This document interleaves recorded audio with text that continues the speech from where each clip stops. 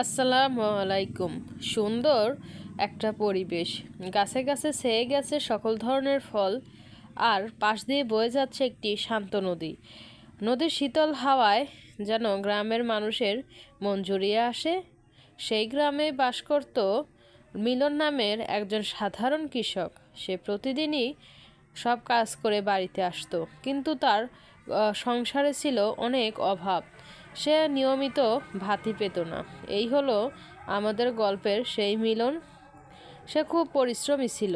সে গুটি গুটি পায়ে তার ঘরের মধ্যে প্রবেশ করছে। সে সারাদিন কাজ করে অনেক ক্লান্ত। এখন তার চাই কিছু খাবার। সে তার স্ত্রীকে ডেকে বলল, ওগো, আমার জন্য কিছু খাবার আনুন। বাসি পান্তা ভাত হলেও হবে, সাথে একটি কাঁচামরিচ হলেই আমি খেয়ে নেব। তখন তার স্ত্রী আস্তে আস্তে রান্নাঘর থেকে মিলনের দিকে আসতে লাগলেন।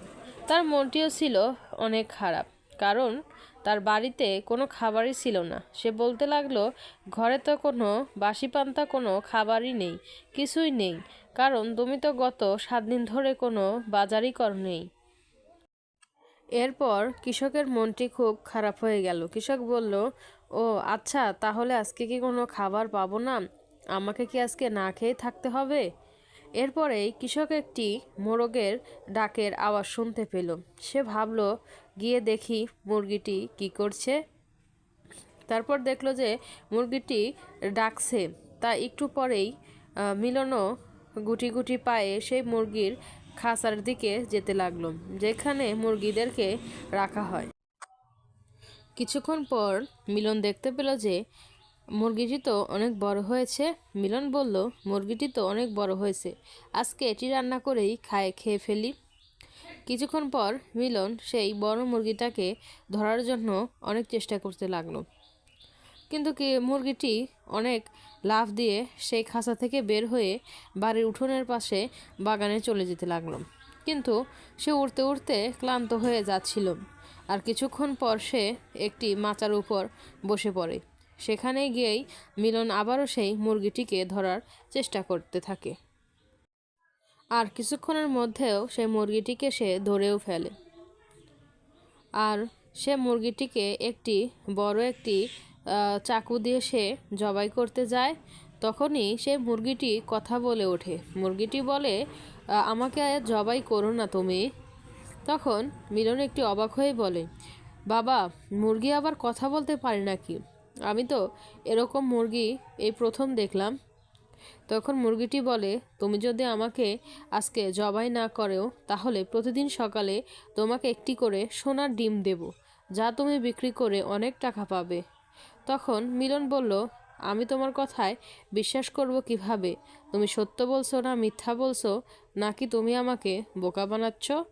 তখন মুরগিটি বলে, আচ্ছা ঠিক আছে, যদি আমি তোমাকে প্রতিদিন সকালে একটি করে সোনার ডিম না দেই, তাহলে তুমি কালকে আমাকে মেরে ফেলো, তাহলে তো হবে। তখন মিলন একটু হেসে হেসেই বলে, ও আচ্ছা ঠিক আছে, তাহলে তোমার কথাই রইল, আজকে আমি তোমাকে ছেড়ে দিলাম। তারপর মিলন মুরগিটিকে ছেড়ে দিলেও মুরগিটি হাঁটতে হাঁটতে আবারও তার বাসার দিকে চলে যেতে থাকে। পরের দিন আবার সকাল হয়। মিলন ঘুমিয়েছিল। ঘুম থেকে উঠেই ভাবছে, গিয়ে দেখে আসি মুরগিটির কী খবর। সে ঘুম থেকে উঠে পড়ল। সে ঘুম থেকে উঠেই তার ঘর থেকে বের হয়ে যেতে লাগলো সেই মুরগির ঘরের দিকে। সে গিয়ে খুবই অবাক হলো। গিয়ে সে অনেক বড় একটি সোনার ডিম পেল। সে অবাক হয়ে এক দৃষ্টিতে সেই মুরগির ডিমের দিকে তাকিয়ে রইল, আর নিজ হাতে ডিমটি তুলে নিল। সে তখন বলতে লাগলো, হ্যাঁ পেয়েছি, এই তো সোনার ডিম পেয়েছি, আমি এখন এই ডিমটি বাজারে বিক্রি করতে নেব। তখন আবারও মিলন সেই গুটি গুটি পায়ে চলল বাজারের দিকে। তার মনে ছিল অনেক আত্মবিশ্বাস। সে বলল, মুরগির ডিম চাই কার? মুরগির সোনার ডিম চাই কার? তখন একজন ক্রেতা বলল, সোনার ডিম, সোনার ডিম, এটা তো আমারই চাই।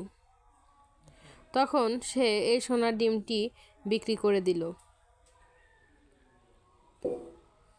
আর তাকে কিছু স্বর্ণমুদ্রা পেল এই মুরগির ডিমের বদলে। পরের দিন আবারও সকাল হলো।